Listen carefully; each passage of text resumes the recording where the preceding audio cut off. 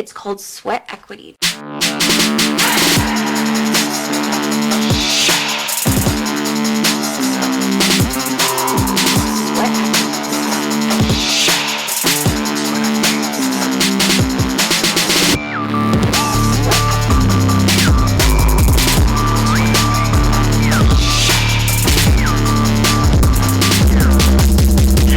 Listening to the Sweat Equity Podcast. Good to go. Is that your assistant? Randomly, apparently it's all Reddingers today. My kids decided they wanted to join in and be producers, so I got both of them sitting here. You guys Heck yeah. clearly said you didn't want to be on camera. Now they're about to knock everything over trying to get on camera. Are you trying to say hi to your cousin? That's awesome. Don't worry about caps Do you want lock. my background? No, looks great. Want me to Looks change great. My background? Nope, you're good. Looks great. Okay, Yeah. cool. So we'll just get right into it. It's a very special episode of a podcast. There's going to be changes to the podcast. Nothing crazy. Law's still alive. But there will be some.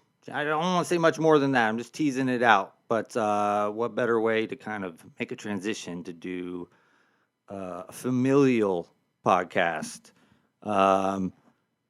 First thing I'd like to do, though, is a lightning round questions. I don't know if you got a chance to listen to the podcast before, but we like to throw some things out there, get a gauge of what's going on.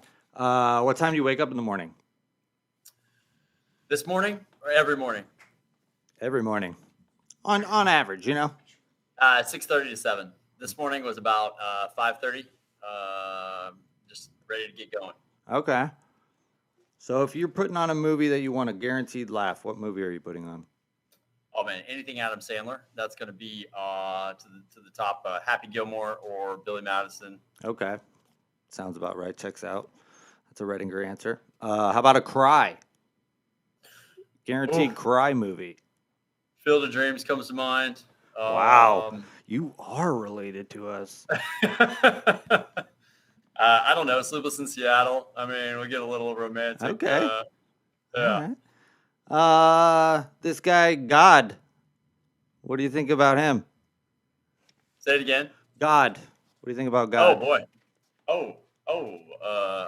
Well, I always say dog speed, baby. I don't know. I think it's different for everyone, and for me, it's not traditional. If that makes sense. Your view is not traditional. Correct. My view of God is not traditional. Okay. Exactly. I'd say it's, I mean, you know, I could kind of agree with that for myself. Have you ever seen anything supernatural, UFO, a ghost, anything cool? I haven't personally, but a buddy of mine who's like one of my besties saw a blue orb one time, and I really am like, holy mackerel. Yeah. So, yeah. So I'm going with his answer on that. I'm wanting to believe. It's happening more and more. I mean, I pretty much made a branch off podcast just talking about that stuff. But No shit. Oh, yeah. that's cool. So we're talking to Red Redinger, who normally Law gets lazy and makes the guest do the plugs, but your family, so I'll do it for you. But I came across you on LinkedIn. Our last name is not common at all. And I was like, okay, let's see what's up with this guy. You know, I saw you had a business, whatever, reached out, connected. I was like, oh, you know, why don't you come on the podcast as blind? Let's see what happens. Like, if you're family, you'll be fine with it, you know? So, yeah, it's been a couple delays now at this point, but, you know, I'm not a huge fan. I don't know if you got to listen to the show before about the what advice you would give your 13-year-old self question that we do. I'd like to modify it. Yeah. Where you're like on a trolley or something somewhat slow, but you're moving past your 13-year-old self. You got about 5 to 10 seconds to kind of yell something at your 13-year-old self. You got to kind of make it stick, knowing your 13-year-old self. Got to get their attention. You don't get to tell them it's you. It's me from the future. You don't get to do that. But you get to tell yourself one thing as you're rolling by. What would that be? Don't go with the flow. Swim upstream. Do something different. Be who you are. I mean, it's definitely look deeper.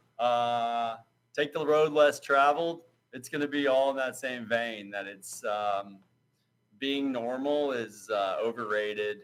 I'd say it's yeah, you'll find out that you're not like the others eventually. So the sooner you do, the better. It's very that answer hits home. You know, it sounds familiar. So what direction you want to go in? Do you want to talk about preem? Do you want to talk about ultra marathons? Because I could get into that, but I'd like to get you a little bit of a plug before we get too far into the other fun stuff. Yeah, I'd love to give my sister and Preen a shout out. I just began a role in the business development, which actually is morphed into the director of client services, which is a little bit more hands-on, polished about current clients and then also future clients, prospective clients. We are a architecture and design studio based in LA, and we specialize in restaurants / bars / interesting creative spaces. We make beautiful, immersive, one-of-a-kind, bespoke design. So it's basically like anything inside a spot to the exterior, but really down to the furniture, the colors, the textures, the lighting. Just about everything. We're award-winning, international, yada yada, etc. That's awesome. Yeah, it's cool. I mean, director of client services for a restaurant. I mean, that sounds like a badass job. I mean, how are you doing? Fixing client problems, or do you get to expense account, woo the clients, keep them happy on that end? Because that would be awesome for you. Yes, a little of everything, honestly. It's my older sister's firm. She's been the principal and founder since 2005, and she's a creative. I went to school for finance and economics. I've been in sales for the last 8 years. So my role is to reduce her stress, and however that looks, I'm the nice guy, the mean guy, whichever guy you need me to be. I'm that person. But overall, we want what's best for our clients. We want to make something awesome. We want to see them in business for years and years and years. And that's the big part of it. It's atmosphere, experience, and just having a place that people really want to go back to. So yeah, it's a little of everything. It's That's great. awesome. I love to eat. Yeah, I mean, it sounds like a real fun that's a job. Redinger. Yeah, exactly. I mean, yeah. Do you have any clients that are like stand out that you're really proud of? Yeah. So actually, I forgot which publication just did this, but the best fast casual in America is Howlin' Ray's. And that's their first one was in Chinatown, LA, and it's basically Nashville chicken. So it's like hot chicken sandwiches. We did their second one in Pasadena, and it's phenomenal. So yeah, Howlin' Ray's. It's a cool. Fast casual restaurant, but it is fire. So if you ever get out to LA, holler at me. Oh, I got a feeling these kids are gonna make me take them out there just for the number one fast casual restaurant in America. In America, it's family, kind of. They're over it. They're like, when can we leave? Nah, you're good. So yeah, I mean, that's really cool. That's an awesome job. Really happy for you. I was like, man, what if it was really boring? But that sounds awesome. Don't want to have to drag it out of you like we do some guests. So ultra marathons. Yeah. How did you get into that? I mean, it sounds crazy. I feel you. Like I used to do. Longest I ever did was a half marathon. Okay. And I was like, yeah, I get it, sort of thing. And I was like, that's good for me. But yeah, I want to hear about that sort of journey. What are you guys doing? Pay attention. I mean, running is one of the most boring things you can do, right? Like there's not a ball to chase. There's not anything. So right. personally, I hated running. Like everybody, tends to be a kind of a common statement by runners is that they never really liked running originally. And I think what brought it all together was I was early 20s, and I have an uncle who's he's now at like over 400 marathons. Holy cow. When I had, he came to Texas to run the Dallas White Rock Marathon way back when, I'm like thinking about it and literally being like, this guy did that. But he was in a group called the 50 States Marathon Club with the intention to run one marathon in every state. And something about the travel aspect, the goal, like it's not alone 6.2 miles, but you're doing it times 50. And then each time you're getting a new location. I remember being in elementary school and looking at the map on the wall and being like, man, I want to go to every one of those states and just see what they're like. Like, what's the difference? Like, what's so cool about Michigan, you know? So fast forward to my college days, and I'm like, man, if this 55-year-old dude can do this, I think I can do it, you know? So he kind of like made something so immense and in high level and next level really seem to be achievable from my perspective. And then it was literally a self dare. Actually, it was a literal dare from my roommate to see if we could do the half marathon in our hometown. And it was like 2 weeks in advance. And I was like, well, I'll try. Nice. Yeah. 2 weeks. Oh, okay. Were you running at all before that? No. Okay. Yeah, just pretty awesome. Jumping fences. I think I did 2 6-mile runs before my 13 mile. Yeah, I mean. Yeah. So, kept a 9-minute mile pace. I think I came in right at 2 hours. Man, dude, I mean, it's for not running at all. It's awesome. I was just trying to hang on with everybody else there. You know what I mean? You just don't know what you're doing until you're hurting. And I was definitely hurting afterwards. That feeling of after the finish of my first 13 miler, half marathon, and the finish of my first 100 miler, the pain were about the same. Really? Or not. I mean, it is such a weird thing because, they've done, what's the guy, Dean Karnazes? Karnazes. Yeah, he's they looked at him and they're like, if he keeps eating and drinking water, effectively he could run forever.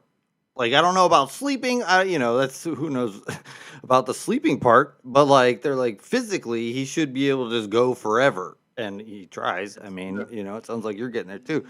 But that's what's great.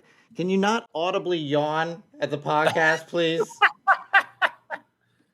God, come on. He's over there. Whoa!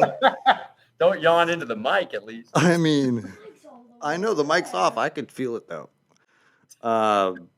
Yeah, it's two old guys talking about running really far. I get it. All right. Yeah, we already admitted it's boring. Yeah. Geez, come on. I mean, but still, I want to know more about it. I don't know. So, for one thing, the goal aspect resonates for me. That was always something I always like to have that goal in the future. That's coming up. Prepare for that. And, that was always motivating for me.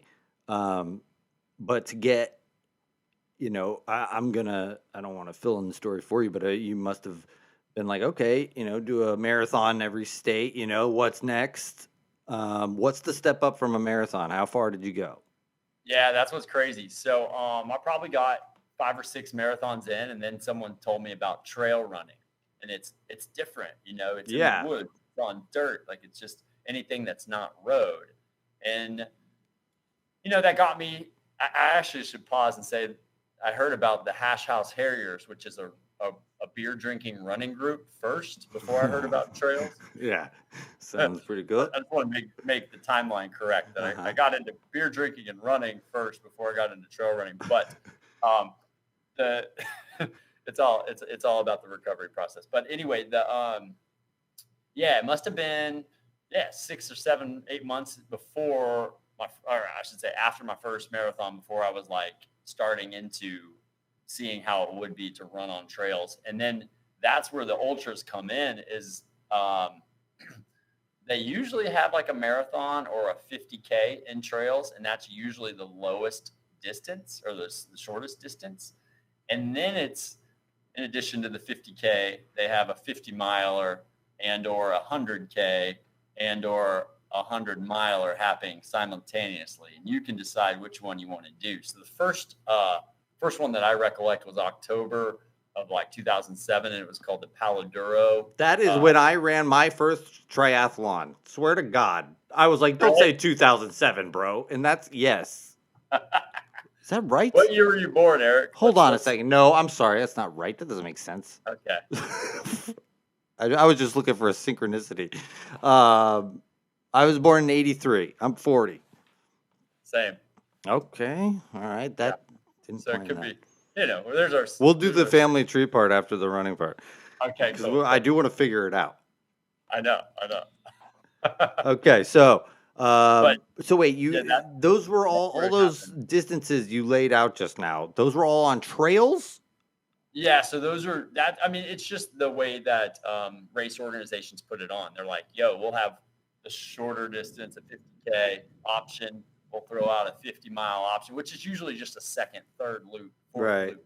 So then they already have these aid stations set up, and so it's like, yeah, bring your kids. They can do the 50K while you're out there doing the 50-mile, or whatever. It's just so that they can appease all distances and all people. But that first one in Palo Duro, which is a state park in the Panhandle of Texas, our start was 6:30, and they had a 50-miler start at 6 a.m. And I'm like, shit. And it's always this like question. I mean, I think that's the biggest thing about these distance races or achieving anything is asking yourself, can I do this? Yeah. And so, Am I going to get lapped by the people who started before me? no kidding. And usually the answer is yes by the front runner. Or the people who, exactly, the people who started after you, they're like catching up. We call them FRBs. FRB is a front running bastard. Yeah. Yeah. hmm They're motivating. I'll give it. I'm like, oh, Sorry, I heck. didn't know if profanity was allowed on this podcast. Very or much not. so. Okay. Yeah, it's Sorry to your Nah, child. he's fine. Okay. He's sleeping. No, he's awake. Yeah, he's already gone. Nah, he's chilling. So anyway, yeah, that was my first attempt was a 50K, and it went great. I mean, you're out there and the sun's rising, and you're just like a kid. You're just out there enjoying the day, and you got to watch out for rocks and roots and different things. And as opposed to road race where there's a mile marker every mile and it's flat or it's just smooth and it's all about speed. And I have my watch on and I'm clicking off the miles. But on the trails, there's no mile markers. You just, before you know it, an hour, 2 hours have just gone by, and you're at the next aid station, and they're handing you peanut butter and jellies or sandwiches or giving you a Coke. Like, the food is much better in an ultra. Okay. They give you chips, snacks, candy. Like, it's pretty funny. I mean, it's all about I mean, yeah, you can pretty much eat whatever you want, right? calories and Yeah. fuel. Yeah. Get it in.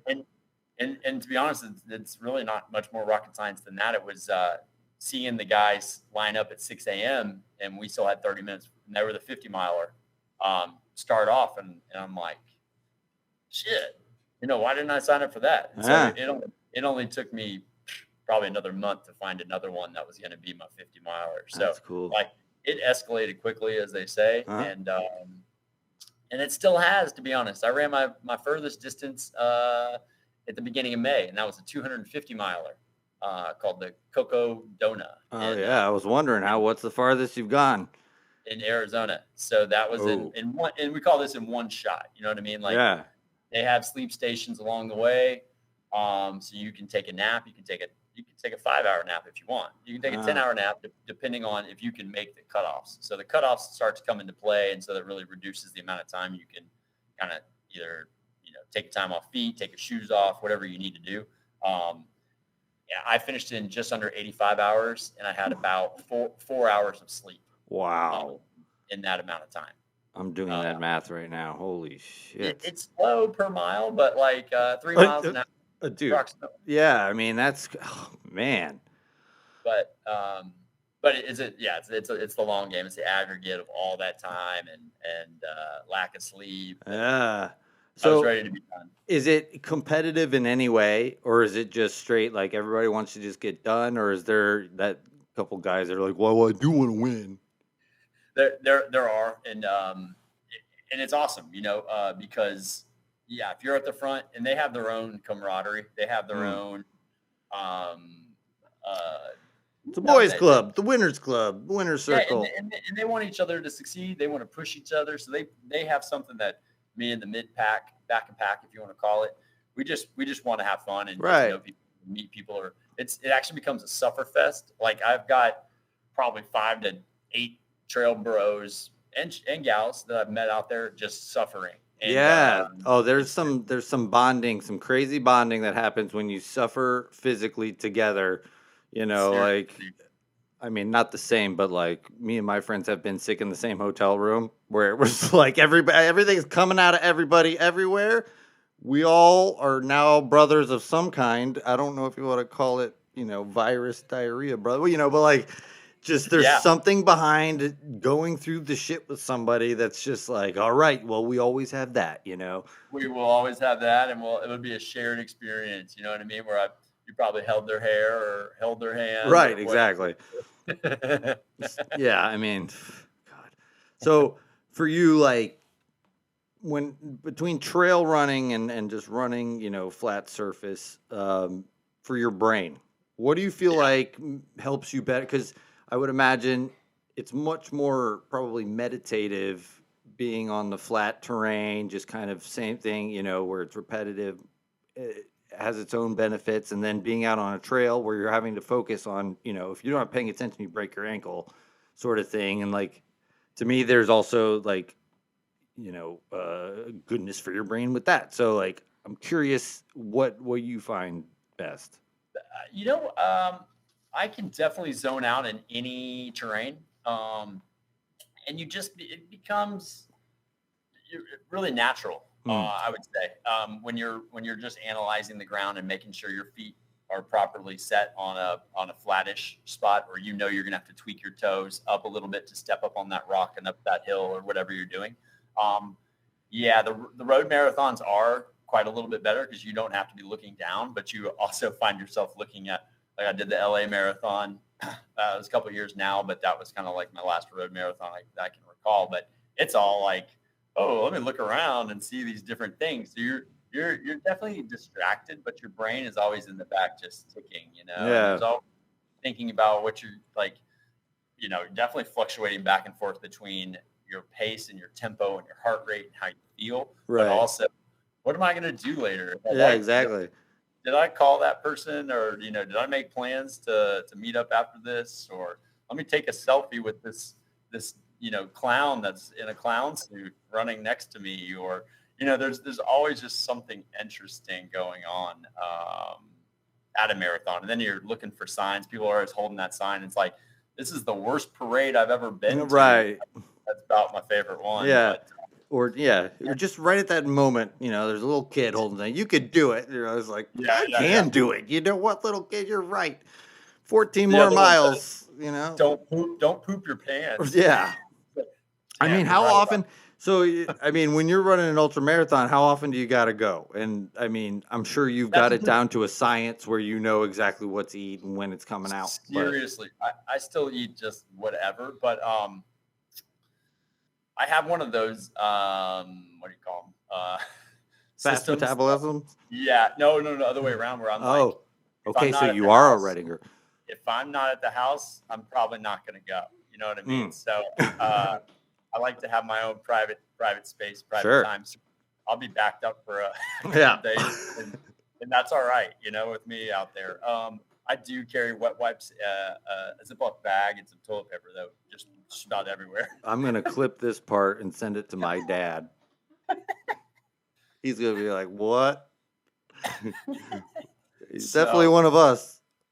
But that's part of being outdoors, and when you got to go, you got to go. Yeah. So I mean, do you get like? Do you take? You do 100 miles. Do you do that one shot pretty much no problem at this point. Yeah, that's my favorite distance.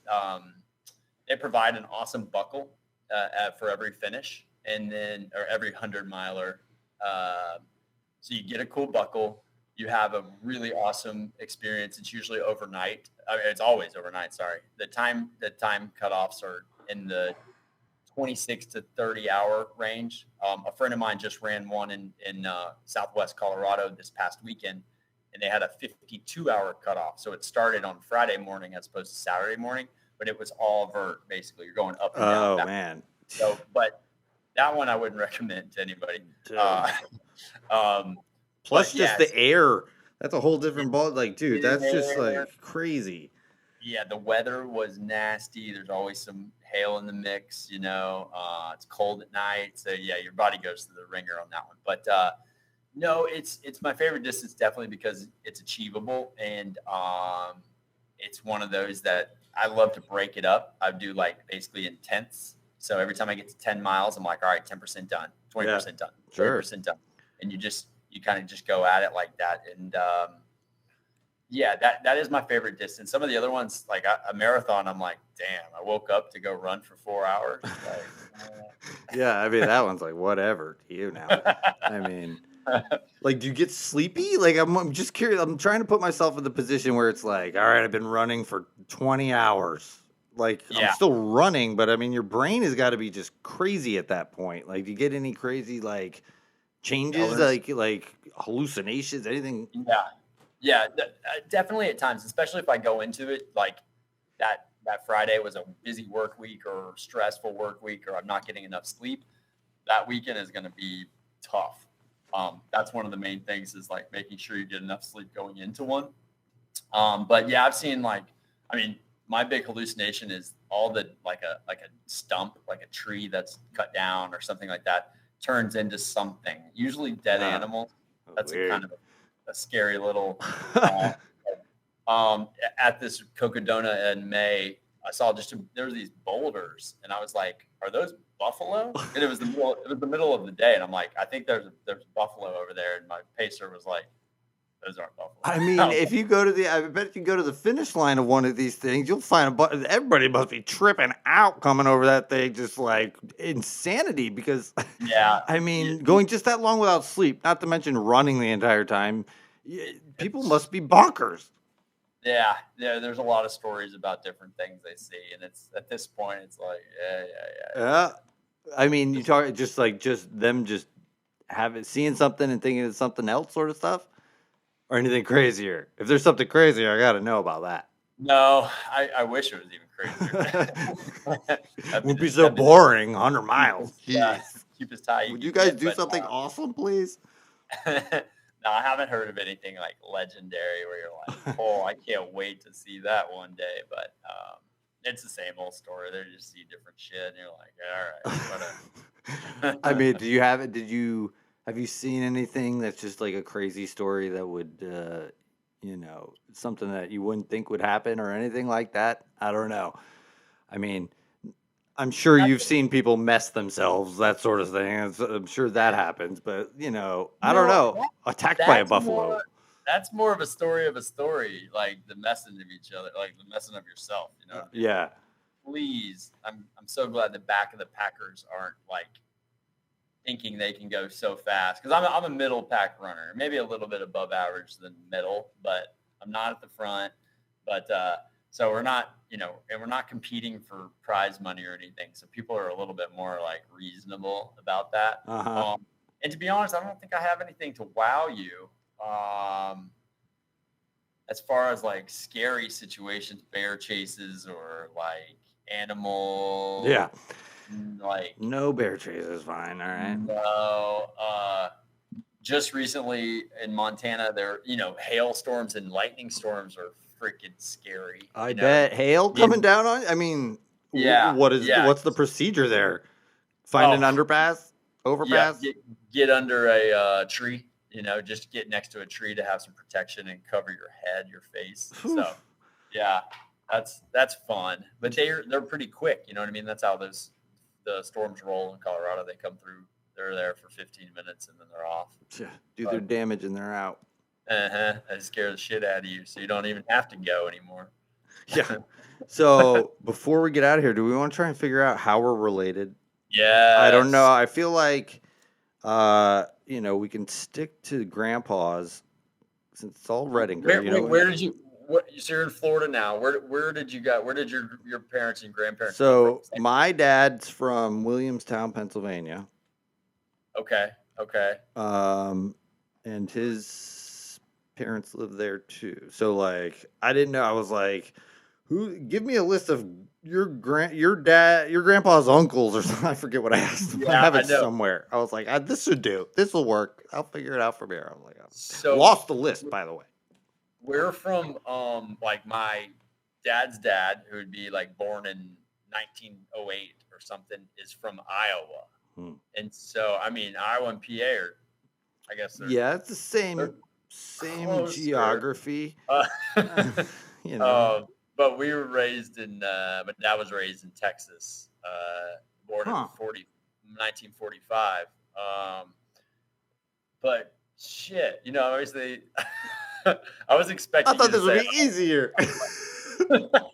Oh, you're my brother. Yeah, I might. Now that we're in it, it's probably not as entertaining to everyone as we would hope. But we can figure it out. I'm sure it's it'll be fun for us. Aren't that many though. You know what I mean? Yeah, that's why I was like, oh yeah, we gotta make this happen. I mean, I saw Red Redinger. I teach PE. They call me Coach Red. Like it's. Cool. I was like, weirdly enough, the color red. I'm not a huge fan. Do you you say Redinger? Yeah. Or Redinger? Gur. Okay. So, and it's funny. My dad says Redinger. No, my dad says Redinger, and my uncle, his brother, says Redinger. Yeah, I mean, I kind of just let it slide. However, because most people give it a soft G, and I'm just like, whatever. You got all the letters. Good for you. I'm here. Put me where I'm supposed to be. And then you'll have to ask your dad. I know the maiden name of like I don't know. My grandfather's wife was Frey, Frey. Frey, so got it. If that could help, maybe. Then definitely reach back out and we'll see. All right, yeah. Next time you come back on, I'll have a nice chart, with all the lines. Yeah, we had some type of genealogy thing. I'll have to find out where that's at. Oh yeah, I mean, it goes back to Germany. Right. So, I did know that. So we could start at Germany and go from there. Probably. Yeah. Maybe let's get to America then, let's skip the German part and then we'll leave the German part out. I don't need to bring that up. My grandpa fought in World War II, okay? For the Americans. For the record. Totally. Yeah. But yeah, man, this was fun. I'm glad we got to make it happen. I appreciate your time, and I appreciate you too. Yeah, I'll keep in touch. We'll figure out how we're related one way or another. Cool. And if you come out to LA, man, holler at me, and we'll. I want to see some nice architecture at these restaurants. And other restaurants, man. We got tons of other ones. Sounds good, man. All right. Have a good night. Well, appreciate it. You too. Bye, man. See ya.